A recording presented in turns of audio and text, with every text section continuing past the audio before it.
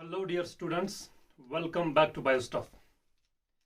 After 4 5 days, we are back to our channel and we'll be starting or we'll be resuming the series of videos which we had initially started 4 5 days before.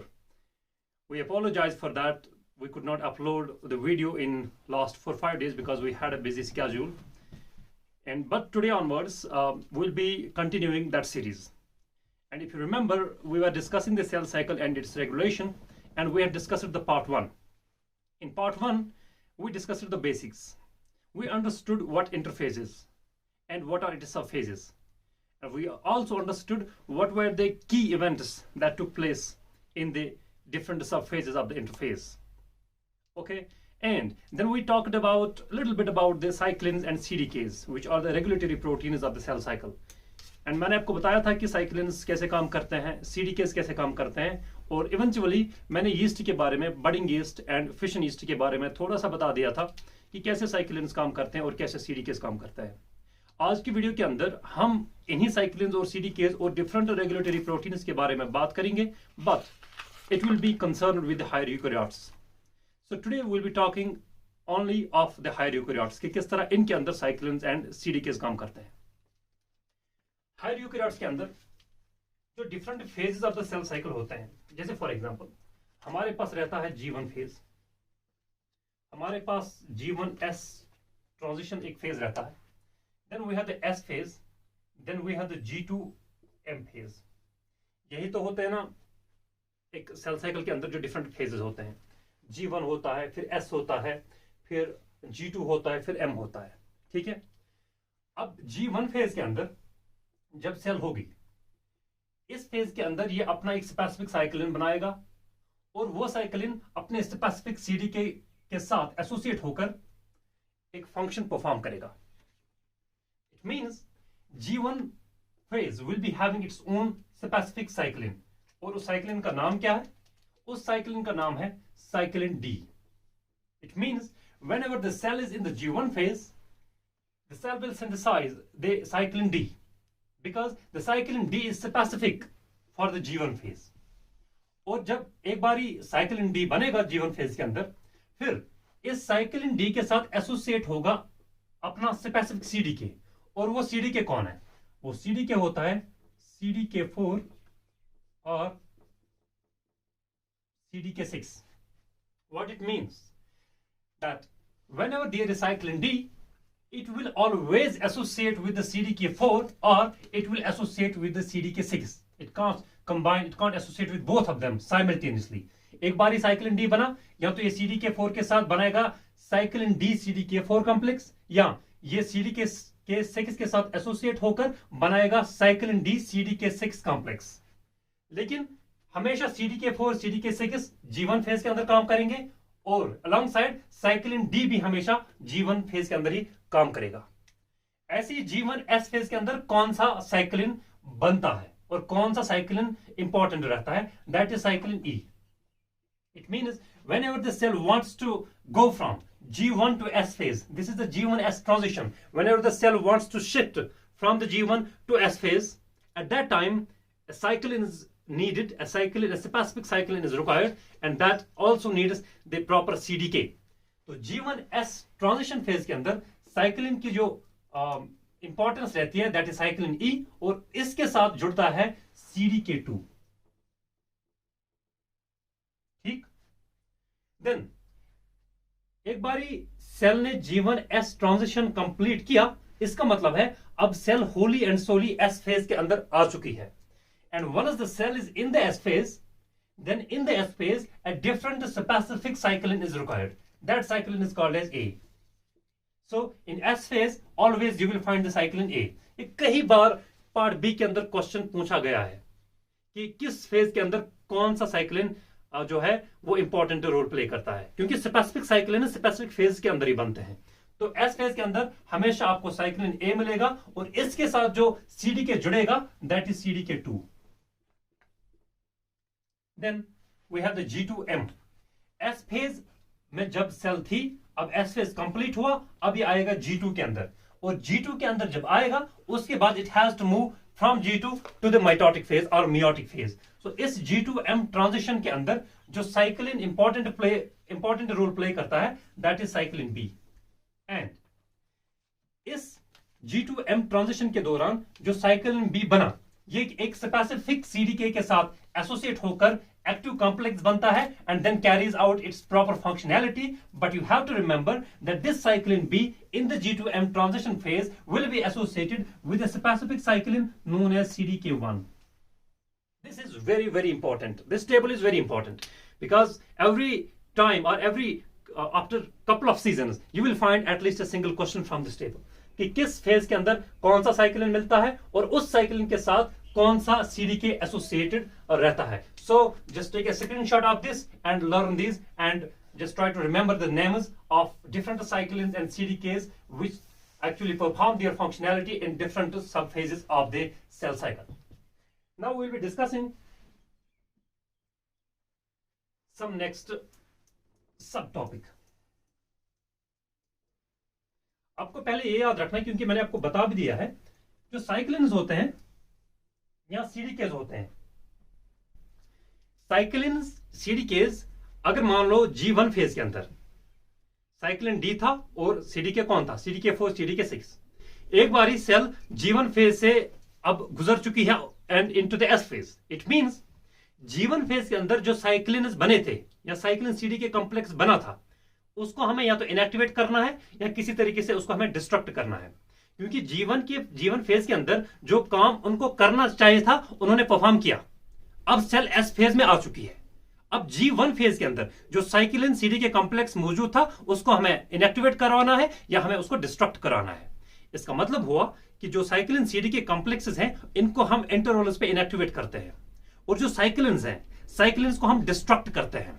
Generally CDKs को हम inactivate करते हैं, cyclins को हम destroy and destruct करते हैं। You have to remember one thing, जो G1 phase के साइक्लिन्स होते हैं, G1 फेज साइक्लिन्स, उनको हमेशा एक स्पेसिफिक एक इंपॉर्टेंट एंजाइम रहता है सेल के अंदर जो G1 फेज के साइक्लिन्स को डिस्ट्रॉय करता है। You have to remember that जो G1 फेज साइक्लिन्स हैं, इसके रिलेटेड क्वेश्चन आ चुका है।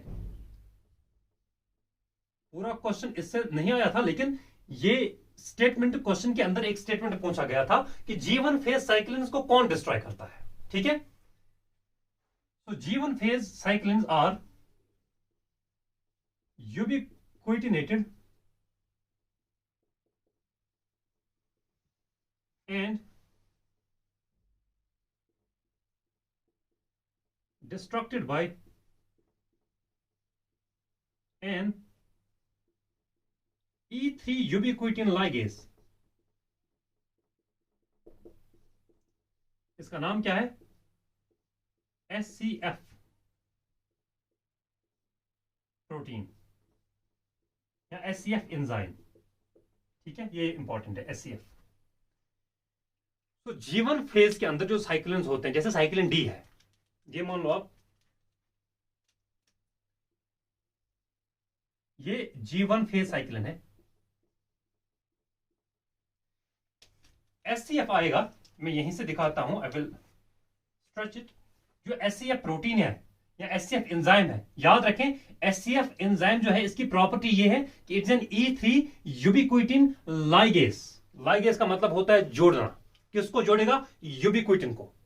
ठीक है जी। अब E3 नॉमेनक्लेचर के बेसिस पे इसका नाम पड़ा है, क्योंकि E1 एंजाइम भी होता है, E2 एंजाइम भी होता है, E3 एंजाइम भी होता है। लेकिन जिस एंजाइम के पास ये प्रॉपर्टी है कि वो टारगेट साइक्लिन्स के ऊपर यूबिक्विटिन मॉलिक्यूल्स जोड़े, वो होता है E3 वाला एंजाइम, E3 वाला लाइगेस। सो E3 यूबिक्विटिन लाइगेस, जिसका प्रॉपर नेम है SCF, इसका काम क्या है कि ये इस G1 फेज साइक्लिन्स के ऊपर यूबिक्विटिन जोड़ेगा। Ubiquitin all over. अब देख सकते हो कि this G1 phase cyclin has been ubiquitinated by the E3 ubiquitin ligase SCF protein. अब एक बार यूबिक्विटिन ऐड हुआ। व्हाट्स यूबिक्विटिन? यूबिक्विटिन एक बहुत छोटा सा प्रोटीन है, ऑलमोस्ट अबाउट शायद 70 to 72 अमीनो एसिड्स का जो है ये प्रोटीन है। Only about 70 to 70 amino acids इस प्रोटीन के अंदर होते हैं। तो एक प्रोटीन मॉलिक्यूल ही है ये।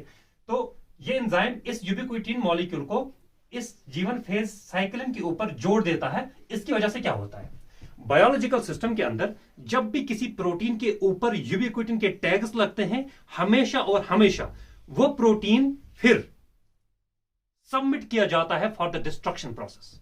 सो anywhere in the biological system you find the ubiquitin molecules have been tagged onto the specific protein, उस प्रोटीन की majority of the time destruction ही होती है। तो यूबिक्विटिन टैग्स लग गए, इसका मतलब है this G1 phase has been submitted for the destruction. अब ये खुद पहले इसने यूबिक्विटिन मॉलिक्यूल जोड़े, उसके बाद इसका डिस्ट्रक्शन करेगा, यही एंजाइम इसका डिस्ट्रक्शन करेगा। ठीक है जी। So important point that the G1 phase cyclins, that's the cyclin D, which is always ubiquitinated, as I mentioned कि यूबिक्विटिन टैग्स लगाए जाते हैं। कौन लगाता है? E3 यूबिक्विटिन लाइगेस एक एंजाइम है, इसका प्रॉपर नेम है SCF। SCF का मतलब क्या है? S means स्कैपी, C means क्यूलिन, F means F box protein. नाम से हमें लेना देना है नहीं, बस just remember SCF means scapy, culin and F protein. So E3 ubiquitin ligase SCF protein always destructs and ubiquitinates the G1 phase G1 cyclins. उसके बाद जो S and M phase cyclins है, जो S and M phase cyclins है, उनके लिए भी एक अलग सा एंजाइम रहता है, वो भी E3 ubiquitin ligase है। S phase and M phase cyclins, S phase and M phase cyclins, जो कि आप टेबल से देख सकते हो, जो पहले मैंने ड्रॉ करा था कि S फेज के अंदर कौन से साइक्लिन्स होते हैं, M फेज के अंदर कौन से साइक्लिन्स होते हैं। इनको यूबिक्विटिनेट और डिस्ट्रॉय करता है एक एंजाइम। तो यूबिक्विटिनेटेड एंड डिग्रेडेड बाय E3, ये भी E3 ubiquitin ligase है, by an enzyme known as E3 ubiquitin ligase, लेकिन इसका एक डिफरेंट नेम है, अलग तरीके से काम करता है। तो ये भी कहने का मतलब कि जो एंजाइम है इसका केमिकल नेचर कुछ और होगा, लेकिन काम वही करेगा जो E3 ubiquitin ligase SCF वाले प्रोटीन ने करा। So this E3 ubiquitin ligase protein is called as, हम इसको इस तरह दिखाते हैं, APC/C। ठीक है जी। ये जो APC/C जो कि E3 यूबिक्विटिन लाइगेस है, ये एंजाइम भी S फेज साइक्लिन्स के ऊपर यूबिक्विटिन जोड़ेगा और M फेज साइक्लिन्स के ऊपर भी यूबिक्विटिन जोड़ेगा। उसके बाद इन साइक्लिन्स को डिस्ट्रॉय करेगा, डिस्ट्रक्ट करेगा। एक डिफरेंस है, देयर इज सिंगल डिफरेंस, और I must say two differences are there between the E3 ubiquitin ligase SCF and E3 ubiquitin ligase APC/C। कौन सी दो डिफरेंसेस है? First difference is SCF E3 ubiquitin ligase destroys and ubiquitinates G1 phase cyclins, and the APC/C E3 ubiquitin ligase, it ubiquitinates and destroys the G2 and M phase cyclins। एक difference. दूसरी difference ये है कि जो SCF protein था, SCF E3 ubiquitin ligase है, उसके अंदर आपने देखा F बॉक्स प्रोटीन होता है, और APC/C इस E3 यूबिक्विटिन लाइगेस के अंदर F बॉक्स प्रोटीन एब्सेंट रहता है। बाकी जो कंपोनेंट्स हैं इसके अंदर भी रहते हैं, लेकिन F बॉक्स प्रोटीन इस E3 यूबिक्विटिन लाइगेस के अंदर एब्सेंट रहता है। याद रहे ये, keep it in mind, F box protein, I hope this is visible, absent. So next,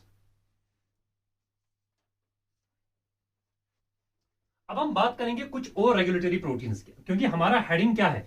regulatory proteins. परसों मैंने यही हेडिंग डाला था, regulatory proteins of the cell cycle. उसके अंदर हमने साइक्लिन्स पढ़ा, उसके अंदर हमने CDK पढ़ा। अब और एक रेगुलेटरी प्रोटीन के बारे में हम पढ़ेंगे, that's very important, and that regulatory protein is called as V1 kinase. V1 kinase. First important character about the V1 kinase you have to remember is that it is an inhibitory kinase. पहले आप लिख लो कि it is an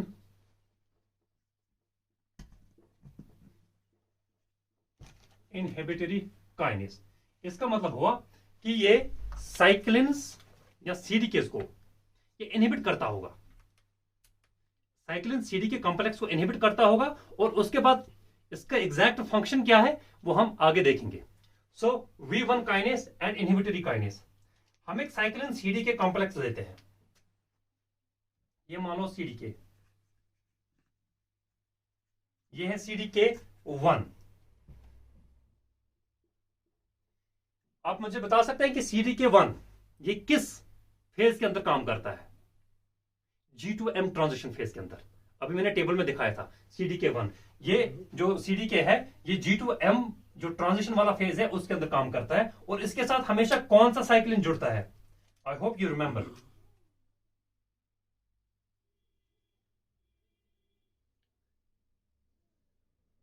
ये है cyclin B. Table से फिर से देख सकते हैं आप कि G2M ट्रांजिशन फेज के अंदर साइक्लिन बी काम करता था, और इसके साथ एसोसिएटेड रहता था CDK1। ये साइक्लिन बी CDK1 जो कॉम्प्लेक्स है इसको हम कहते हैं mitosis promoting factor, MPF, mitosis promoting factor. Actually हम इसी CDK साइक्लिन कॉम्प्लेक्स को कहते हैं, लेकिन याद रखें कि साइक्लिन बी होना चाहिए, CDK1 होना चाहिए। अब हम इसको कहते हैं MPF, माइटोसिस प्रमोटिंग फैक्टर। लिख लेता हूं मैं, माइटोसिस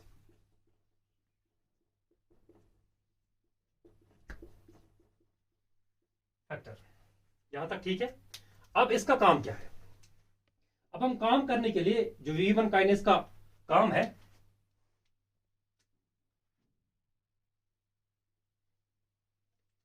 यहां से आएगा V1 काइनेस। रेड से मैं दिखाता हूं बिकॉज दो कलर यूज हो चुके हैं इधर। दिस इज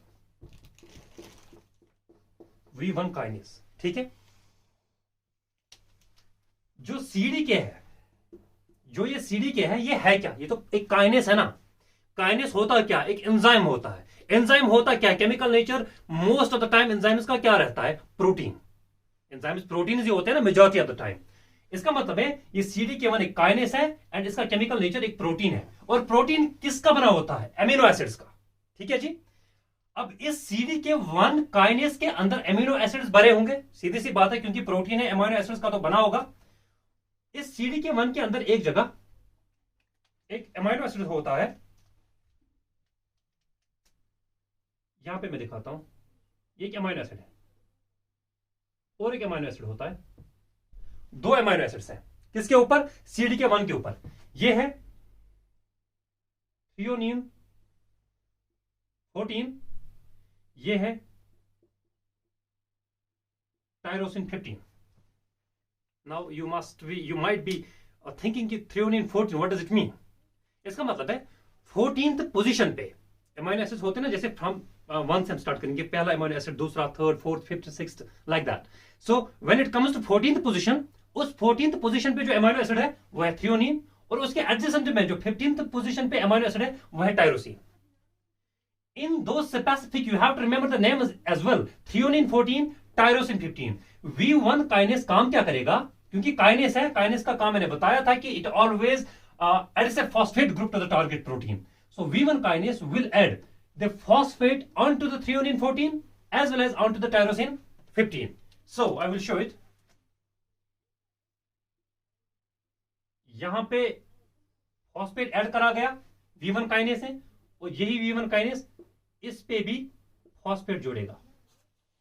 लेकिन you have to remember, since this V1 kinase is an inhibitory kinase, it means whenever it will be adding the phosphates, whenever the V1 kinase will add the phosphate onto the target protein, those phosphates have to be the inhibitory phosphates. क्योंकि खुद ये inhibitory kinase है, तो जब भी phosphate add करेगा inhibitory phosphates होंगे, यानी ऐसे फॉस्फेट्स होंगे जिनको जब ऐड कराया जाएगा onto a target protein, वो प्रोटीन इनएक्टिवेट हो जाएगा, because these phosphates are inhibitory. So threonine 14 के ऊपर फॉस्फेट, टायरोसिन 15 के ऊपर फॉस्फेट, दोनों फॉस्फेट्स इनहिबिटरी फॉस्फेट्स हैं। इसकी वजह से ये साइक्लिन बी CDK1, या हम जिसको बोलते हैं माइटोसिस प्रमोटिंग फैक्टर, ये इनएक्टिवेट हो जाता है। सो साइक्लिन बी MPF इस वक्त मैं लिख सकता हूं it is inactive. I hope आपको V1 काइनेस का काम जो है ये समझ में आया। V1 काइनेस एक रेगुलेटरी प्रोटीन है, इनहिबिटरी काइनेस है, CDK1 के ऊपर थ्योनिन 14 और टायरोसिन 15 के ऊपर फॉस्फेट्स जोड़ता है, इनहिबिटरी फॉस्फेट्स, और उनकी वजह से वो CDK1 जिसके साथ साइक्लिन B हमेशा जुड़ा रहता है, जिसको हम कहते हैं माइटोसिस प्रमोटिंग फैक्टर, ये इनएक्टिवेट हो जाता है। ये V1 काइनेस का काम है। ठीक है जी। और मैं आपको यह बता दूं, मान लो इस V1 काइनेस के अंदर लॉस ऑफ फंक्शन म्यूटेशन होता है। इस V1 काइनेस के अंदर loss of function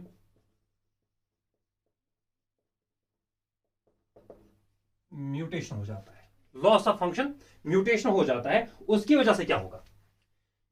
loss of function mutation का मतलब होता है कि इस V1 काइनेस के अंदर जो प्रॉपर फंक्शनैलिटी थी उसके अंदर ऐसा म्यूटेशन हुआ है कि अब ये V1 काइनेस सही ढंग से काम नहीं कर सकता, क्योंकि लॉस ऑफ फंक्शन में कमी आ गई, ऐसा म्यूटेशन हुआ है। अब अगर V1 काइनेस काम नहीं कर सकता, क्या हो सकता है? V1 काइनेस का काम क्या है? CDK1 साइक्लिन B यानी माइटोसिस प्रमोटिंग फैक्टर को रोकना, इनएक्टिवेट करना। अब जब MPF इनएक्टिवेट हो जाता है, इसका मतलब हुआ कि सेल जो है ये आगे की ओर बढ़ नहीं सकता। इसका इंपॉर्टेंट रोल रहता है V1 काइनेस का, क्योंकि कभी कभार हमारे सेल के अंदर डैमेज होता है। उस वक्त हम नहीं चाहते हैं कि सेल आगे की ओर मूव करें, सेल M फेज में चले जाए, क्योंकि सेल के अंदर ही डैमेज है। हो सकता है DNA के अंदर डैमेज है, हो सकता है कि जो प्रोटीन चाहिए होते हैं वो अवेलेबल ही नहीं है। उस वक्त हम थोड़ी ना चाहेंगे कि cell will move from G2 to M phase. तो V1 काइनेस का यह काम है कि ये इस MPF को इनएक्टिवेट करता है। इसकी वजह से सेल कभी भी M फेज की ओर बढ़ नहीं पाती है। अब अगर इसी के अंदर म्यूटेशन हुआ तो होगा क्या?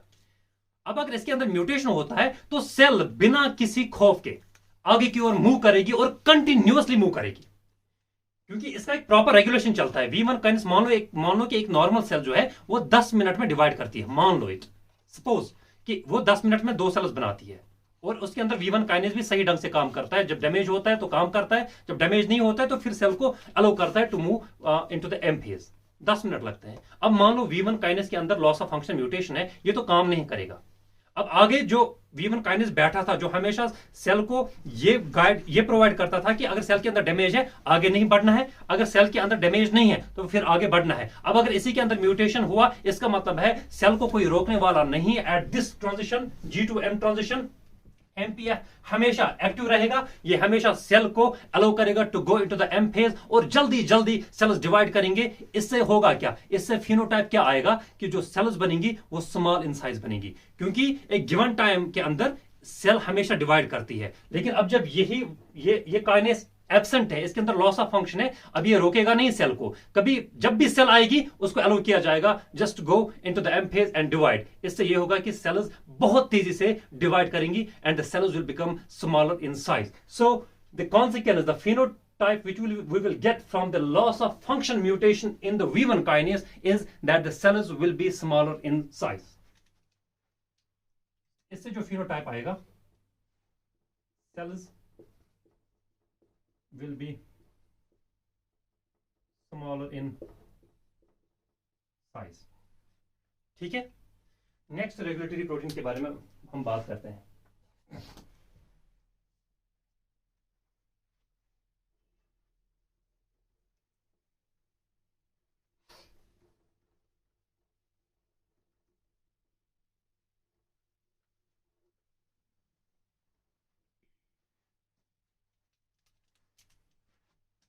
CDK7, इसको बोलते हैं activatory kinase.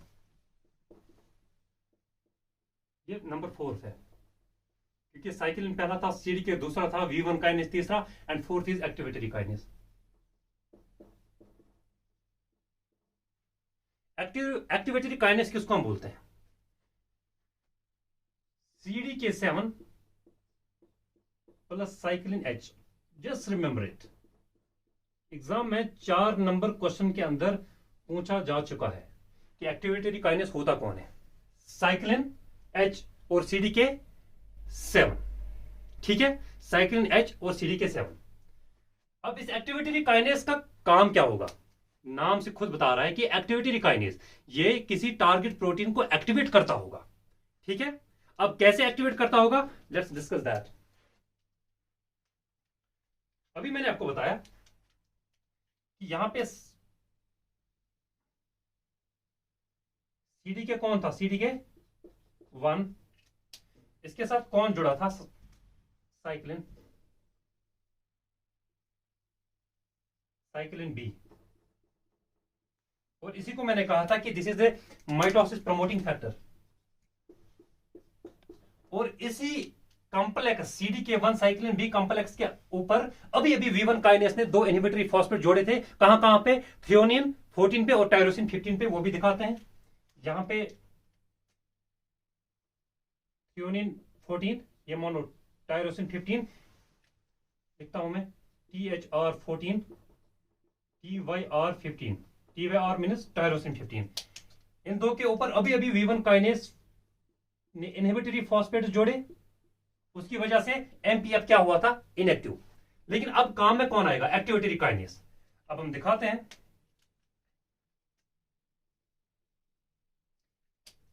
CDK7 and cyclin H आएगा, CDK7 साइक्लिन H।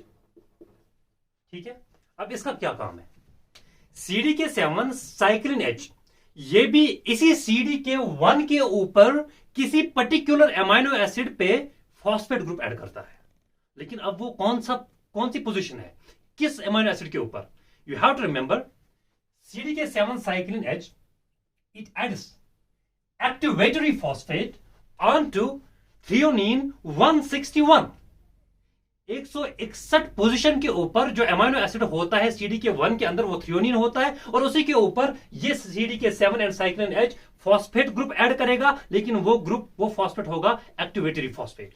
मान लो यहां पे कहीं है थ्रियोनिन 161, ये मान लो ये है थ्रियोनिन 161, ये भी थ्रियोनिन था, याद रखें, बट इट वाज थ्रियोनिन 14, ये है थ्रियोनिन 161। CDK7 साइक्लिन H काम क्या करेगा, आएगा और इसके ऊपर एक्टिवेटरी फॉस्फेट, लिखता हूं मैं, एक्टिवेटरी फॉस्फेट ग्रुप, एक्टिवेटरी, इस पे एक्टिवेटरी फॉस्फेट को जोड़ा थ्रियोनिन 161 पे। अब आपके दिमाग में क्वेश्चन आया होगा, इस पे इनहिबिटरी फॉस्फेट्स दो हैं, ये दो है इनहिबिटरी फॉस्फेट्स, दीज आर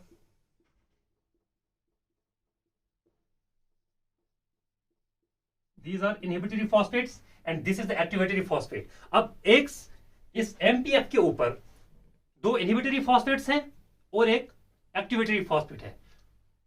किसका काम, किसका फंक्शन या किसका एक्शन बाहर ही रहेगा, वो रहेगा इनहिबिटरी फॉस्फेट्स का, क्योंकि इनहिबिटरी फॉस्फेट्स दो हैं, एक्टिवेटरी फॉस्फेट एक है। ऑल दो CDK7 साइक्लिन H ने थ्रियोनिन 161 के ऊपर एक्टिवेटरी फॉस्फेट जोड़ा भी, लेकिन अभी भी इस CDK1 के ऊपर थ्रियोनिन 14 एंड टायरोसिन 15 के ऊपर इनहिबिटरी फॉस्फेट्स मौजूद है, और अभी भी ये MPF CDK1 cyclin B complex inactive ही रहेगा। Although we have done a step कि हमने थ्रियोनिन 161 के ऊपर एक्टिवेटरी फॉस्फेट जोड़ा। ठीक है, ये अभी आपको ये याद रखना है कि एक्टिवेटरी काइनेस होता कौन है और इसका काम क्या है, किस एमाइनो एसिड के ऊपर एक्टिवेटरी फॉस्फेट जोड़ता है। लेकिन याद रखें कि अभी भी ये जो है एमपीएफ, ये स्टिल इनएक्टिव है, एमपीएफ स्टिल इनएक्टिव है, क्योंकि इसके ऊपर अभी भी इनहिबिटरी फॉस्फेट्स मौजूद है। ठीक है यहां तक। अब हम और एक प्रोटीन की बात करेंगे, वो है, I think better is to write that here, protein number 5। I hope this is visible, क्योंकि फिर से ड्रॉ नहीं करना पड़ेगा। This is called as activatory phosphatase, activatory phosphatase. What was this, activatory kinase. Kinase हमेशा वो एंजाइम होता है जो कि टारगेट प्रोटीन पे फॉस्फेट ग्रुप ऐड करता है। दिस इज एक्टिवेटरी फॉस्फेटेज, यानी ऐसा प्रोटीन जो कि हमेशा टारगेट प्रोटीन के ऊपर जो फॉस्फेटेज जुड़े होते हैं उनको रिमूव करता है। फॉस्फेटेज हमेशा रिमूव करता है फॉस्फेट्स को, काइनेस हमेशा ऐड करता है फॉस्फेट ग्रुप को। तो दिस इज एक्टिवेटरी फॉस्फेटेज, और इसका नाम क्या है याद रखें, CDC 25A, this is very important. CDC 25A is an activatory phosphatase. ठीक है यहां तक? और इसका काम क्या है? अब यहां पे आएगा CDC, यहां पे मैं ऐसे दिखाता हूं. अभी तक क्या है? MPF स्टिल इनएक्टिव है. अब आएगा एक्टिवेटरी फॉस्फेटेज CDC 25A. ये जब आएगा इधर काम करने के लिए, ये काम क्या करेगा? इसका काम क्या है? इनहिबिट यानी फॉस्फेटेज को हमेशा रिमूव करना, हटाना. अब CDC 25A being an activatory phosphatase, ये क्या करता है? इस MPF के ऊपर थ्रियोनिन 14 और टायरोसिन 15 के ऊपर जो इनहिबिटरी फॉस्फेटेज थे उनको ये रिमूव करेगा. कौन? CDC 25A activatory phosphatase. So activatory phosphatase जब आएगा, थ्रियोनिन 14 के ऊपर फॉस्फेट, टायरोसिन 15 के ऊपर जो फॉस्फेट्स इनहिबिटरी फॉस्फेटेज थे उनको रिमूव करेगा. हम देखते हैं कि आगे कैसा CDK साइक्लिन कॉम्प्लेक्स बनता है.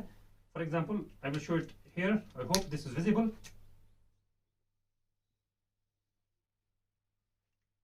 एंड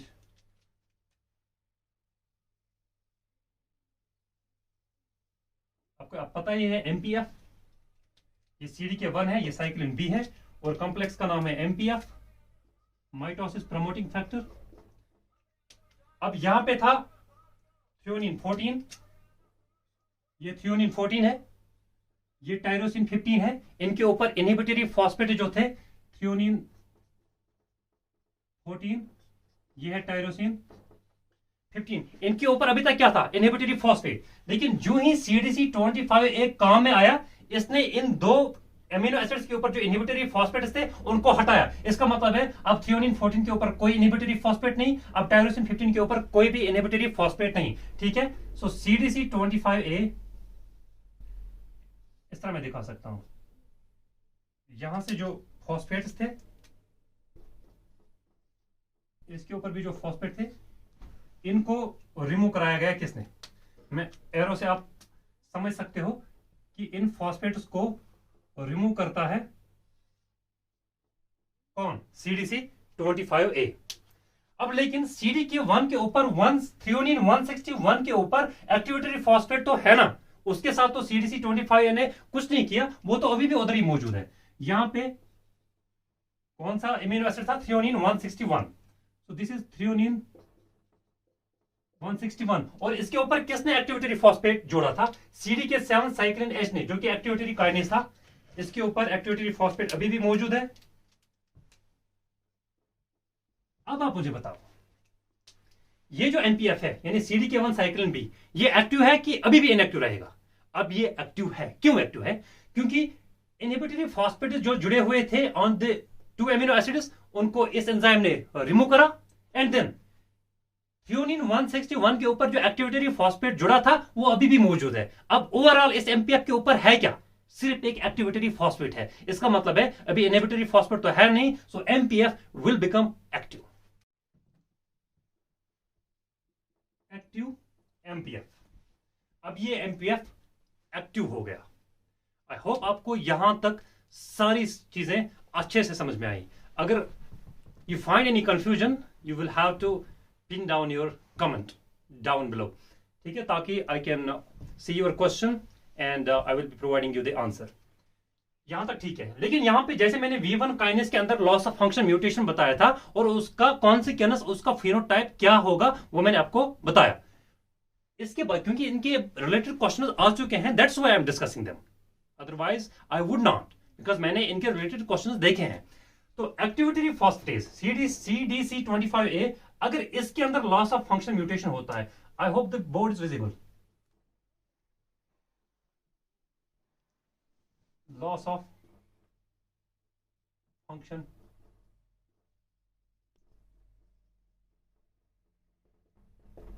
अगर एक्टिवेटरी फॉस्फेट यानी CDC 25A के अंदर लॉस ऑफ फंक्शन म्यूटेशन हो जाता है तो क्या होगा सेल के अंदर? मुझे बताओ, CDC 25A फॉस्फेटेज का काम क्या है? इसका काम है थ्रियोनिन 14 और टायरोसिन 15 के ऊपर इनहिबिटरी फॉस्फेट्स को हटाना, ताकि MPF एक्टिव हो सके और सेल आगे की ओर मूव कर सके.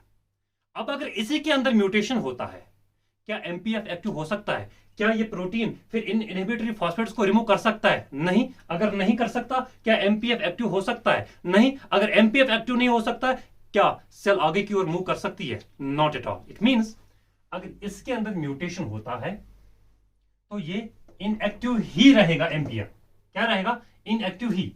और जब भी सेल सोचेगी डिवाइड करने को, वो G2M फेज तक आएगी, वहां पे एमपीएफ क्या है? इनएक्टिव। तो ऑल्दो हमें यह पता है कि G1 फेज के अंदर, G2 फेज के अंदर अच्छी खासी ग्रोथ होती है, ठीक है। तो सेल अपनी साइज को बढ़ा के जब G2M फेज पे पहुंचेगी, वहां पे देखेगा कि एक्टिव एमपीएफ है ही नहीं, इनएक्टिव एमपीएफ है। क्यों? क्योंकि इसके अंदर लॉस ऑफ फंक्शन म्यूटेशन हुआ है। तो सेल क्या आगे की ओर बढ़ जाएगी? नेवर। तो सेल का होगा क्या? सेल हमेशा अपनी ग्रोथ दिखाएगी, इलोंगेट होगी, लेकिन आगे की ओर मूव नहीं कर सकती, डिवाइड नहीं कर सकती। G1 फेज के अंदर, G2 फेज के अंदर, एस फेज के अंदर सारी चीजें नॉर्मल होंगी, लेकिन जो ही G2M ट्रांजिशन पे पहुंचेगी सेल, तो वहां पे आगे की ओर मूव नहीं कर सकती, because it can not divide. So होगा क्या सेल के अंदर? वो हमेशा ग्रोथ दिखाएगी, ग्रोथ दिखाएगी, ग्रोथ दिखाएगी, और सेल हमेशा इलोंगेटेड फॉर्म में रहेगी, क्योंकि the cell can not move forward to complete it is mitotic और meiotic division. So what is the phenotype? If there is loss of function mutation in the activatory phosphatase, the phenotype is the cells will become elongated. Cells become elongated क्योंकि growth continuously होगी, लेकिन division नहीं होगा, तो sales तो elongated बनेंगी. So this is a mutation case in the CDC25A. Next regulatory protein.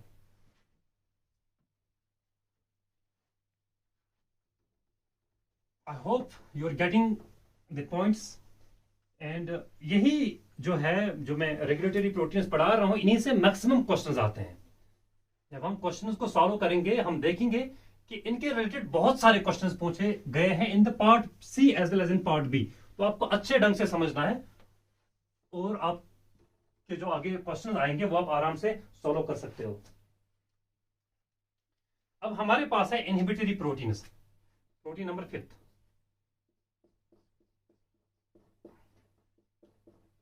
Inhibitory proteins.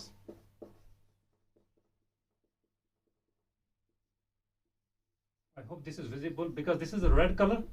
ये हमेशा थोड़ा ब्लर ही नजर आता है, बट इतना सा हमें काम था रेड के पास, ठीक है. तो इनहिबिटरी प्रोटीन्स हमारे पास दो तरह के होते हैं.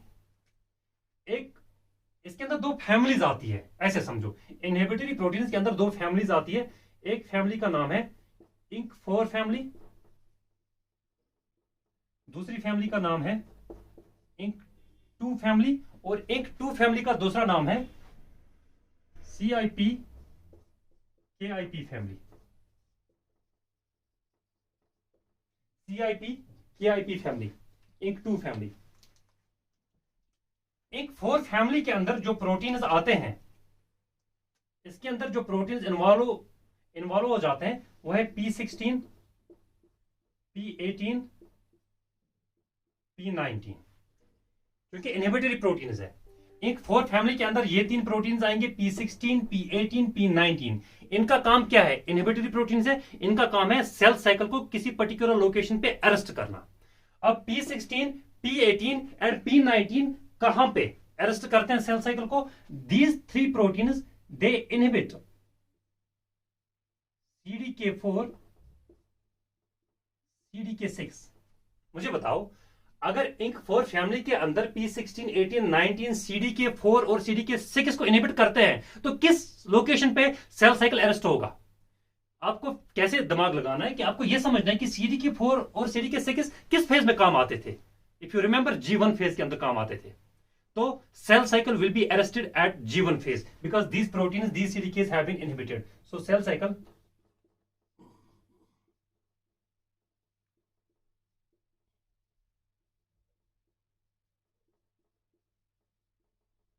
G1 phase. ठीक है जी.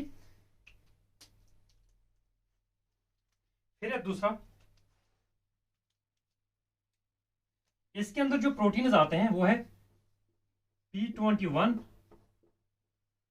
P27. किस फैमिली के अंदर? INK2 फैमिली के अंदर P21 आता है, P27 आता है. क्योंकि इनहिबिटरी प्रोटीन्स है, सो दे इनहिबिट CDK2, अगर आपको याद हो मैंने बताया था कि CDK2 काम आता है एस फेज के अंदर। तो अगर एस फेज में काम आने वाला CDK2 जो है उसको इनहिबिट कराया गया, it means cell cycle will be arrested at S phase.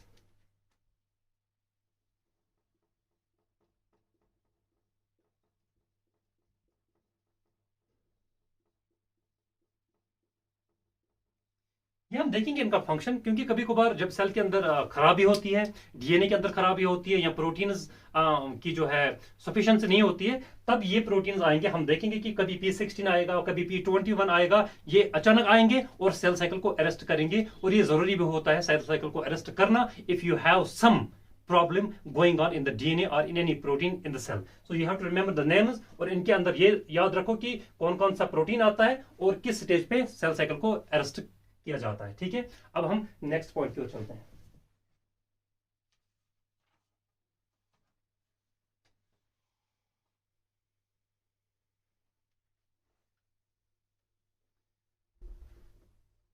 थोड़ा सा हम देखेंगे कि सेल, अगर मान लो कि सेल के पास सारे फेवरेबल कंडीशंस है, उसके पास न्यूट्रिएंट्स हैं, उसके पास जो है फेवरेबल एनवायरनमेंट है, उसके पास ग्रोथ फैक्टर्स है, तो फिर सेल को करना क्या है?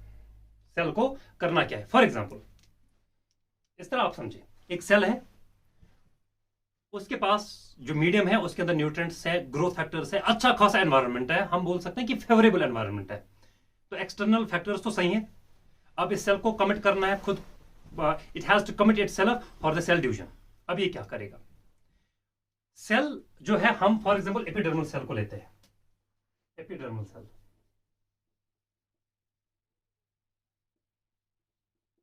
एपिडर्मल सेल, ये है एपिडर्मल सेल जो है, ये इसकी प्लाज्मा मेम्ब्रेन है।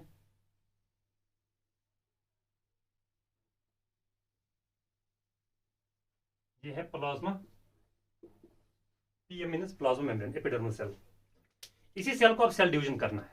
इसके एक्सटर्नल फैक्टर्स बहुत बढ़िया हैं और इंटरनल फैक्टर्स भी ठीक ठाक ही अभी, क्योंकि सेल डिवाइड करने जा रही है तो ठीक ठाक ही होंगे। देखते हैं कि किस तरह ये सेल खुद को डिवाइड करती है। सबसे पहले इसके मीडियम के अंदर है क्या? Growth factors. ठीक है, इसकी प्लाज्मा मेम्ब्रेन के ऊपर रिसेप्टर्स रहेंगे।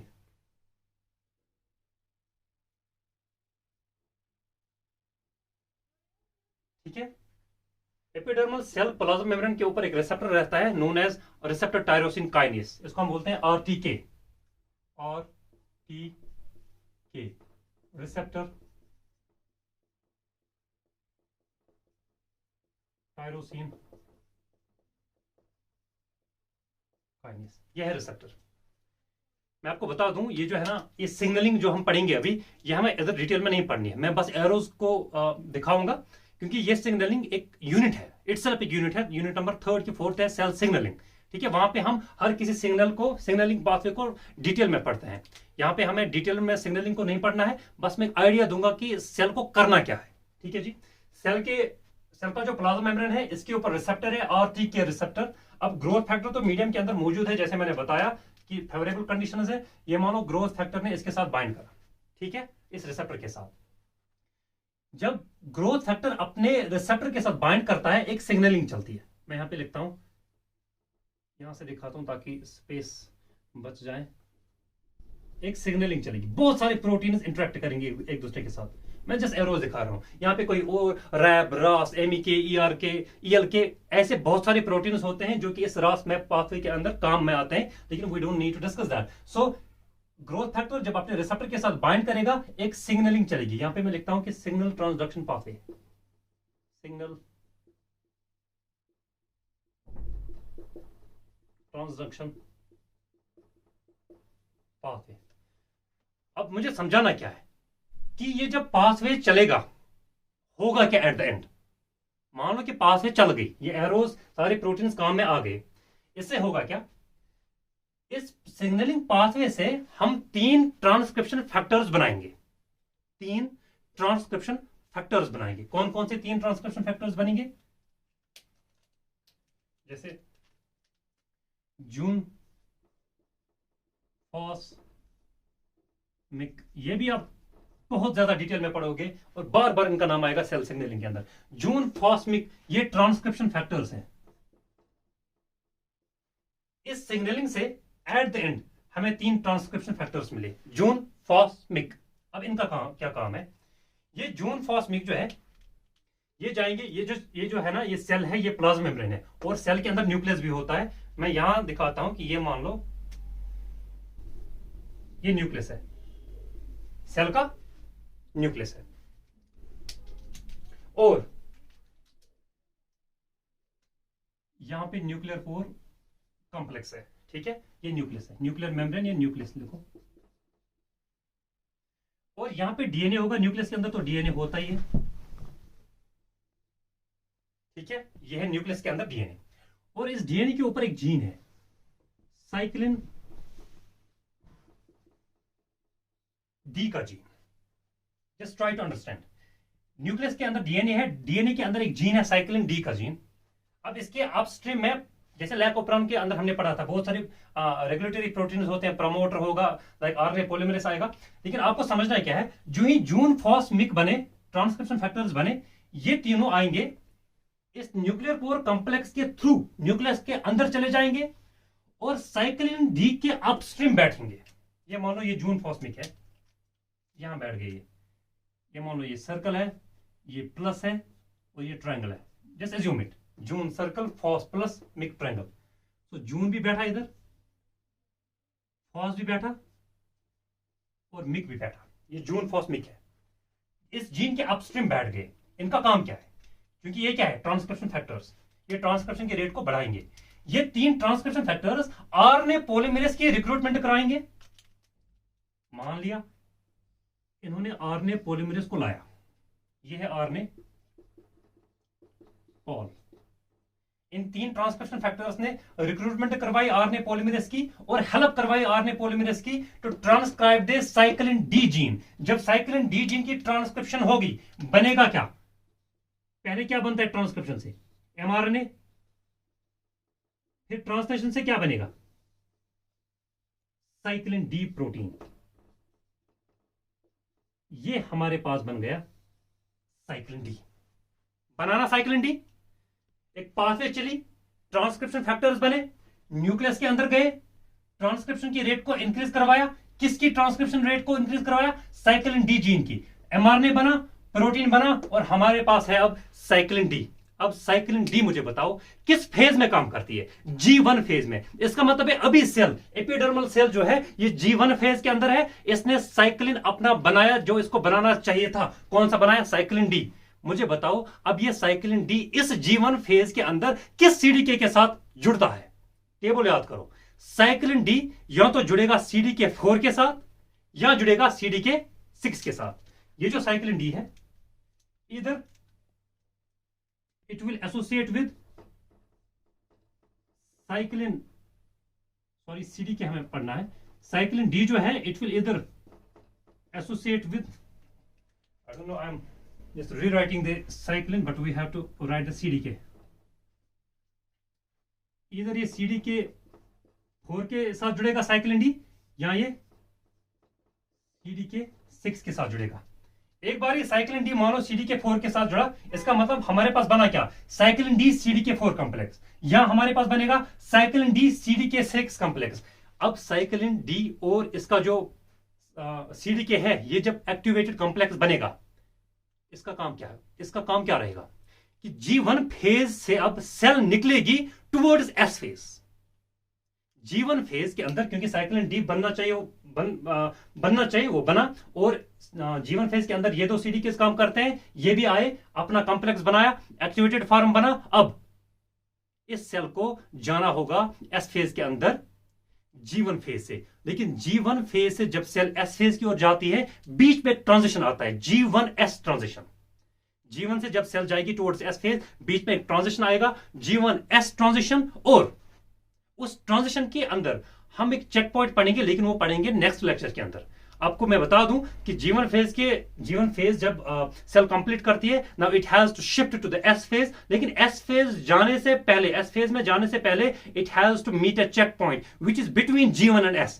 एक बारी वो चेक पॉइंट क्रॉस किया, तब जाके इस सेल को अलो किया जाता है to move into the S phase. ठीक है, उस चेक पॉइंट को हम इंशाल्लाह नेक्स्ट वीडियो लेक्चर के अंदर पढ़ेंगे। अब मैं इस पाथवे को एक बारी रिवाइज कराऊंगा ताकि आपके दिमाग में ये बैठ जाए कि हमने पढ़ा क्या। कि एक सेल है एपिडर्मल सेल, जिसको जाना है सेल साइकिल के अंदर, सेल साइकिल या सेल डिवीजन के अंदर जाना है।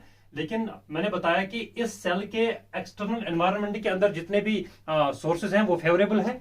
तो जब फेवरेबल है यानी ग्रोथ फैक्टर्स भी फेवरेबल है, ये ग्रोथ फैक्टर है, तो इस एपिडर्मल सेल के ऊपर जो प्लाज्मा मेम्ब्रेन बैठता है, इस प्लाज्मा मेम्ब्रेन के ऊपर एक रिसेप्टर है known as RTK receptor. इस रिसेप्टर के ऊपर ग्रोथ फैक्टर बाइंड करता है। जब ग्रोथ फैक्टर इस रिसेप्टर के साथ बाइंड करता है तो ये एक्टिवेट होता है रिसेप्टर, और नीचे डाउनस्ट्रीम में एक कैस्केड ऑफ इवेंट्स चलते हैं जिसको हम बोलते हैं सिग्नल ट्रांसडक्शन पाथवे। और सिग्नल ट्रांसडक्शन पाथवे चलने के बाद हमारे पास मिलता क्या है, जून फॉस्मिक हम बना पाते हैं, which are the transcription factors. ये 3 जून फॉस्मिक ट्रांसक्रिप्शन फैक्टर्स फिर न्यूक्लियस के अंदर न्यूक्लियर पोर के थ्रू चले जाते हैं। उधर क्या काम है, उधर डीएनए के ऊपर एक जीन रहता है known as cyclin D. Cyclin D के अपस्ट्रीम ये 3 ट्रांसक्रिप्शन फैक्टर्स बैठते हैं और आरएनए पॉलीमरेज की फास्ट रिक्रूटमेंट करवा के इस साइक्लिन डी जीन की ट्रांसक्रिप्शन फास्ट कराते हैं, और हमारे पास मिलता है साइक्लिन डी का एमआरएनए, फिर साइक्लिन डी का प्रोटीन। यानी साइक्लिन डी अब हमारे पास आ गया। अब ये साइक्लिन डी अपने रिस्पेक्टिव या तो CDK4 के साथ एसोसिएट होगा या CDK6 के साथ एसोसिएट होगा और एक्टिवेटेड कॉम्प्लेक्स बनेगा। और नेक्स्ट लेक्चर के अंदर जैसे मैंने बताया कि हमको क्या पढ़ना है, that will be delivered in the next lecture. I hope आपको ये सारा जो मैंने पढ़ाया आपको अच्छे से समझ में आया। अगर कोई भी क्वेरी हो या कोई भी क्वेश्चन हो, कमेंट बॉक्स में आप पूछ सकते हैं। And don't forget to like, share and subscribe our channel. So see you in the next video. Till then, goodbye.